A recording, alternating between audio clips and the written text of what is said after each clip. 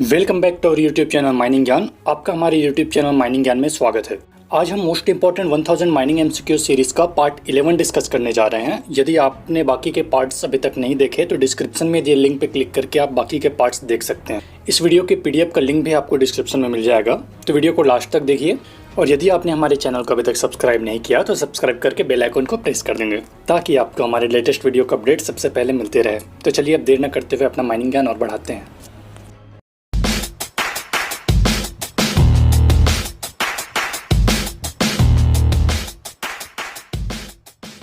तो आज का फर्स्ट क्वेश्चन है, the starting point of the shaft at the ground surface is called. Ground surface पर shaft के स्टार्टिंग पॉइंट को कहते हैं A collar, B pithead, C platform, D scaffold. Right answer is option A, the starting point of the shaft at the ground surface is called collar. Next question is, ventilation by mechanical mean is provided in sinking shaft exceeding depth of. Sinking shaft का depth कितने metre से ज्यादा हो तो उसका ventilation mechanical ventilator द्वारा किया जाएगा। Option A 30 metre, option B 25 metre, option C 40 metre, option D 15 metre. Right answer is option B, ventilation by mechanical means is provided in sinking shaft exceeding depth of 25 metre. इसके अलावा ध्यान में रखिएगा, यदि shaft 45 metre से गहरा है तो बकेट के लिए सेफ्टी हुक लगाया जाएगा, और यदि शाफ्ट की गहराई 150 मीटर से अधिक है, बकेट से जब व्यक्ति आना जाना करते हैं तो उस पर उपयुक्त छत दिया जाएगा जो शाफ्ट से गिरती हुई चीजों से बचा सके। बकेट के लिए उचित संख्या में गाइड रोप लगे होंगे। गाइड रोप शाफ्ट के फ्लोर से 22.5 मीटर तक बढ़ाकर रखे जाएंगे। Next question is, the device used to prevent undue swinging of the bucket in sinking shaft. Sinking shaft में अनड्यू स्विंगिंग को प्रिवेंट करने के लिए यूज होने वाला डिवाइस है A spider, B cable, C scaffold, D rider. Right answer is D, the device used to prevent undue swinging of bucket in sinking shaft is rider. Next question is, the method of sinking through loose deposit of sand up to 20 meter is. Option A piling system, option B open caisson, option C tubbing, option D cementation. Right answer is option A, the method of sinking through loose deposit of sand up to 20 meter is piling system. इसके अलावा ध्यान में रखिएगा, the method of sinking through loose deposit of sand up to 60 metre is open caisson. The method of sinking through alternate loose and tough strata up to 60 metre is forced drop. The method of sinking where there is ground filling problem or considerable inrush of water up to depth of 30 meter pneumatic caisson. Method of sinking in unstable and friable strata with heavy inrush of water, freezing method. The method of sinking used through any fissured water bearing strata except in running sand is cementation. Next question is, in freezing method of shaft sinking which is used for circulation? A hydrochloric acid, B nitric acid, C calcium chloride, D sodium chloride. Right answer is option C, in freezing method of shaft sinking calcium chloride is used for circulation. इसके अलावा ध्यान में रखिएगा, in freezing method of shaft sinking the removal of ice wall after the completion of sinking by sending hot brine through holes is known as thawing, and the process of treating holes with chemicals in cementation method is defreezing. Next question is, in cementation method, the hole treated with chemicals are called A. treating holes, B. test holes, C. product holes, D. weeping holes. Right answer is option C. cementation method में chemicals के साथ जो hole treat किया जाता है उसे product hole कहते हैं। Next question is, the mode of entry shall be shaft if the coal seam lying depth more than minimum. coal seam कितने मीटर से ज्यादा डेप्थ पे लाई करेगा तो मोड ऑफ एंट्री शाफ्ट होगा। A 20 metre, B 30 metre, C 40 metre, D 50 metre. Right answer is B, the mode of entry shall be shaft if the coal seam lying depth more than by minimum 30 metre. Next question is, diesel locomotive are not allowed where methane percentage exceeds in general body of air. General body of mine air में methane कितने percentage से अधिक हो तो diesel locomotive allowed नहीं होता है। A 0.75%, B 1.25%, C 0.5%, D 1%। Right answer is B, diesel locomotive are not allowed where methane percentage exceeds in general body of air 1.25%। Next question is, to remove oxides and aldehydes from exhaust gases locomotives are fitted with. Oxides और aldehydes को locomotive के exhaust गैसों से remove करने के लिए उसमें क्या फिट होता है। Option A dust trap, option B gas collectors, option C exhaust conditioners, option D none. Right answer is option C, to remove oxides and aldehydes from exhaust gases locomotive are fitted with exhaust conditioners. Next question is the maximum length of rope haulage is, rope haulage का maximum length होता है A 1000 metre, B 800 metre, C 600 metre, D 450 metre. Right answer is C, the maximum length of rope haulage is 600 metre. हमें पता है कि रोप haulage को 4 और type में क्लासिफाई कर सकते हैं, direct rope haulage, main and tail rope haulage, endless rope haulage, gravity haulage, जिसके बारे में अपन पहले भी डिस्कस कर चुके हैं। तो इसको और टाइम न देते हुए अगला क्वेश्चन देखते हैं।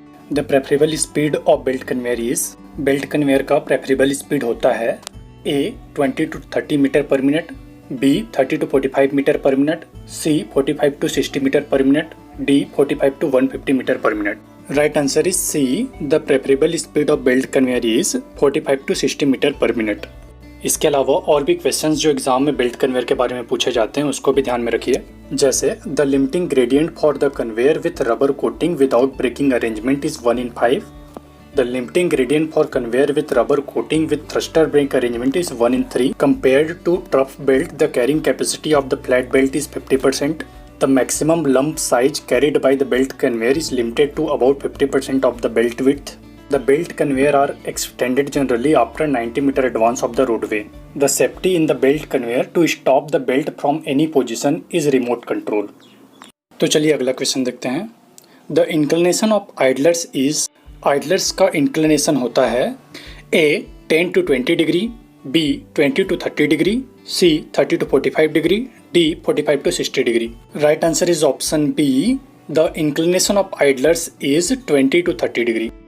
Next question is where the series of belt conveyor are used for transport of coal there shall be, जहां कोल के ट्रांसपोर्टेशन के लिए बेल्ट कन्वेयर का सीरीज यूज किया जाता है वहां होगा A remote control system, B sequence control system, C single point control, D multi point control.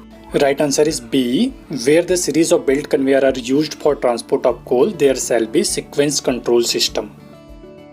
Next question is the limiting length of scraper chain conveyor is, scraper chain conveyor का limiting length होता है A 100 metre, B 80 metre, C 60 metre, D 40 metre. Right answer is A, the limiting length of scraper chain conveyor is 100 metre. इसके अलावा ध्यान में रखिएगा the limiting gradient for scraper chain conveyor is 1/3 and the capacity of scraper chain conveyor is 30 to 40 ton per hour. Next question is armoured chain conveyors are principally used for A board in pillar, B in gate road, C prop free front of long wall face, D on surface. Right answer is C, armoured chain conveyor are principally used for prop free front of long wall face. इसके अलावा ध्यान में रखिएगा the capacity of armoured chain conveyor is 100 ton per hour. The limiting gradient of armoured chain conveyor with flight is 1/1.5 and the limiting gradient of armoured chain conveyor without flight is 1/3। Next question is the travelling speed of shuttle car with load is, loaded shuttle car का travelling speed कितना होता है A 3 to 5 kilometre per hour, B 5 to 6 kilometre per hour, C 7 to 8 kilometre per hour, D 8 to 10 kilometre per hour. Right answer is option B, the travelling speed of shuttle car with load is 5 to 6 kilometre per our. इसके अलावा ध्यान में रखिएगा travelling speed of shuttle car without load is 7 to 8 kilometre per our. The limiting gradient for shuttle car is less than 6 degree. The operating length of shuttle car is 180 meter and the capacity of shuttle car is 150 ton per hour.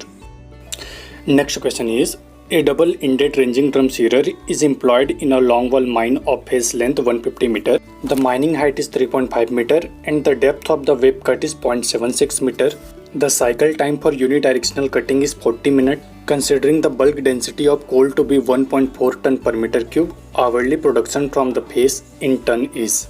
Question में देखिए face length दिया है 150 metre, mining height दिया 3.5 metre और depth of web cut दिया है 0.76 metre.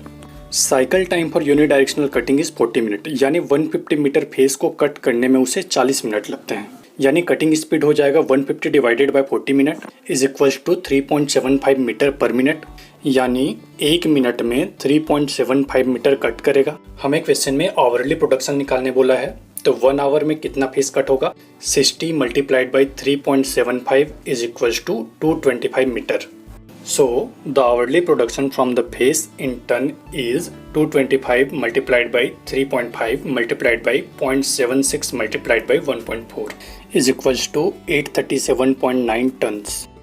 Next question is, a 1.1 meter wide belt conveyor carries a material of bulk density 1.35 ton per meter cube at a speed of 1.75 meter per second. The average cross-sectional area of material is equals to W square divided by 11, where W is the width of belt in meter.